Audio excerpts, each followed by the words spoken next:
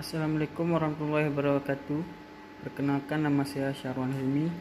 Saya mahasiswa tingkat akhir Politeknik Aceh jurusan Teknik Mekatronika. Di sini saya sedikit akan menjelaskan atau mendemo alat saya yang berjudul Rancang Bangun Alat Driving Control untuk Simulator Bus. Di sini saya melakukan pengembangan tugas akhir dari mahasiswa tingkat sebelumnya.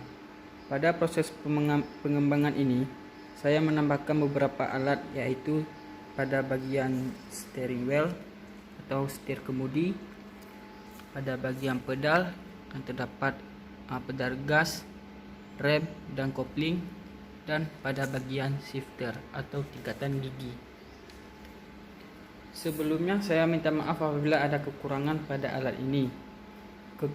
Kekurangannya pada alat ini pada bagian monitor, di mana hanya aktif satu monitor pada saat game dimainkan. Ini disebabkan oleh graphic card yang tidak mendukung jalannya game ATS. Selanjutnya mari kita coba alat yang sudah ada di depan ini.